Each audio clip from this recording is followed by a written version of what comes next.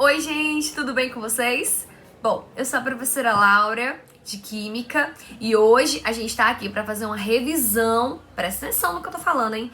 Revisão. Eu tô partindo do princípio que vocês já sabem esse conteúdo, já dominam bem direitinho, e hoje a gente tá aqui para revisar sobre tabela periódica. Então, se ainda resta alguma dúvida, alguma coisa assim, a gente vai resolver isso hoje, certo?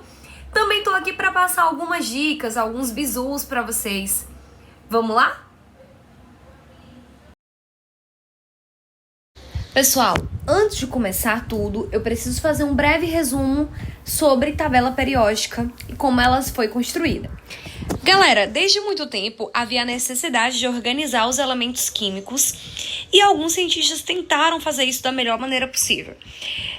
A gente vai ter alguns nomes principais, como o do Verheyen, que criou as tríades, agrupando elementos de 3 em 3 de acordo com suas propriedades semelhantes. Depois veio o Champ-Courtois e criou um parafuso telúrico, onde ele organizou os elementos químicos em uma linha em um formato espiral. E também tivemos Newlands com a lei das oitavas, parecido, né, tentando se basear com as notas musicais. Porém, não deu muito certo, porque eles não conseguiram agrupar de maneira eficiente todos os elementos químicos conhecidos da época.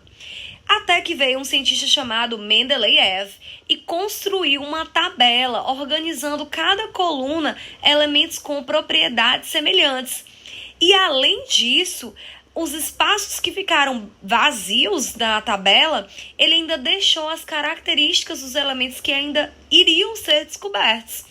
Por isso que ele é conhecido como o pai da tabela periódica.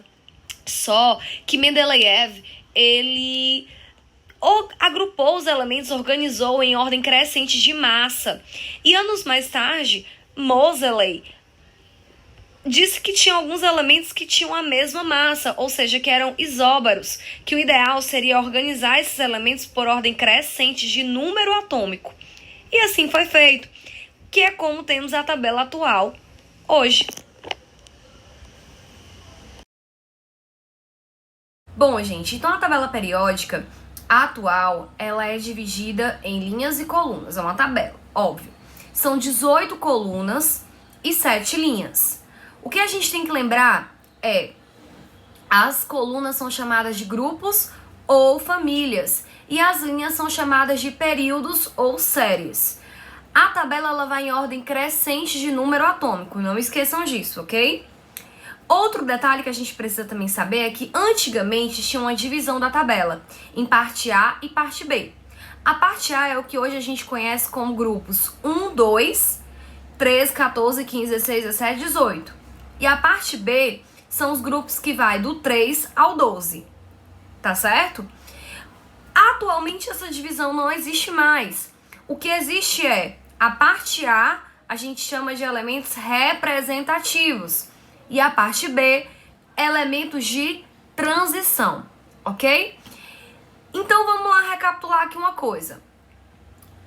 Grupo 1, antigamente era 1A, chamado atualmente de metais alcalinos. Grupo 2, antigamente 2A, metais alcalinos terrosos. Grupo 13, antigamente 3A, família do boro. Grupo 14, antigamente 4A, família do carbono. Grupo 15, antigamente família 5A, é o grupo do nitrogênio.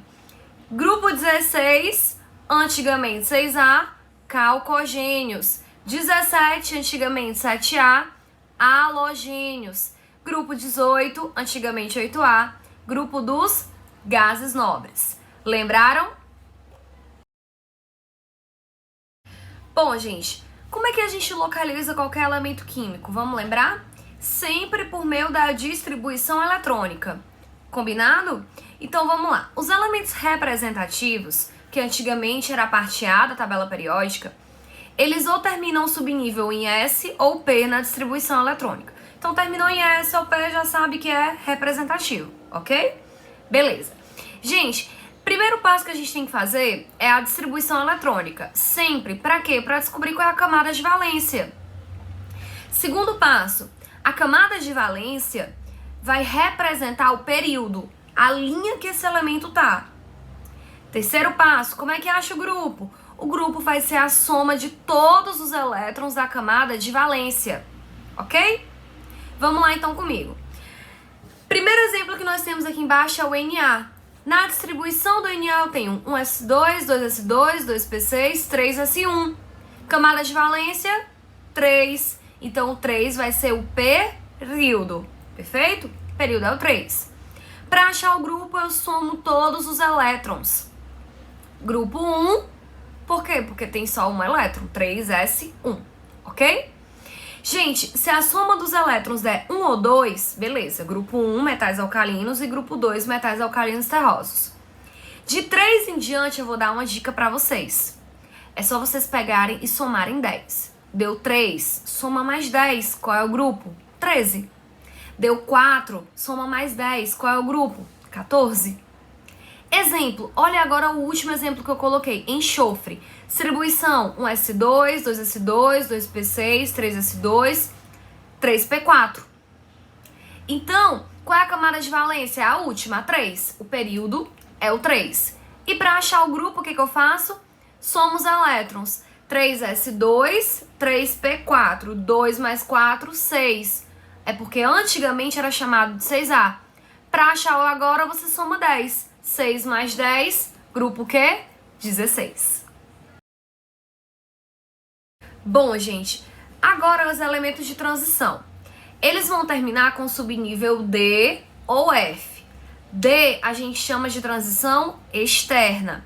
F a gente chama de transição interna, ok? Mas a maneira de achar é a mesma, praticamente. Primeiro passo, distribuição eletrônica. Segundo passo, qual é a camada de valência? A camada de valência vai ser o período, ok? Terceiro passo, agora para você achar o grupo vai mudar. Porque agora você vai fazer o seguinte, você vai somar os elétrons do penúltimo subnível e do último subnível, ok? Então vamos lá, exemplo aqui embaixo, titânio. Número atômico 22, 1s2, 2s2, 2p6, 3s2, 3p6, 4s2, 3d2. Terminou em D, elemento de transição, ok. Período é a camada de valência. Qual é a camada de valência? 4, porque é a última, né? Então o período é 4. Para achar o grupo, soma os elétrons do penúltimo subnível e do último. Penúltimo subnível, 4s2. Último subnível, 3d2. 2 mais 2, 4. Nesse caso, quando for de transição, você não faz aquela soma da dica somar mais 10. Não faz isso, tá? Isso só é válido para os representativos. Beleza? Aqui é só somar e dar o resultado final. É o grupo 4, período 4. Ficou claro? Bom, gente, classificação dos elementos químicos. A gente tem basicamente os metais, que são a maioria da tabela periódica. Os metais, gente, a principal característica deles é que eles têm forte tendência em perder elétron. Então, eles formam facilmente cátions. Essa é uma propriedade que a gente chama de eletropositividade. Capacidade, tendência em perder elétron. Eles possuem brilho característico, são bons condutores de calor e corrente elétrica, e a maioria são encontrados no estado sólido, em temperatura ambiente, exceto o mercúrio, que está no estado líquido. Já os ametais, também chamados de não metais, eles têm exatamente características contrárias às dos metais. Então, se os metais formam cátions, os não metais vão formar ânions. Isso mesmo, eles têm forte tendência em ganhar, em atrair elétron. Então, a característica que eles têm é de eletronegatividade, ok? São opacos, são encontrados nos 3 estados físicos, não são bons condutores de calor e corrente elétrica, são quebradiços, então é exatamente o contrário dos metais, ok? Temos também os gases nobres, que é o grupo 18 da tabela periódica. A característica principal deles é que eles são quimicamente inertes, ou seja, é muito difícil eles reagirem, porque eles já são considerados estáveis na natureza. E temos o hidrogênio, que é um elemento atípico, que não pertence a nenhum grupo da tabela periódica, porque ele possui várias características que é difícil de definir. Ele está apenas posicionado no grupo 1 pelo fato dele possuir um elétron na camada de valência.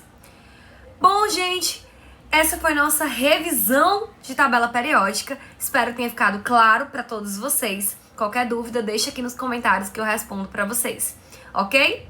Um grande abraço e até a próxima aula.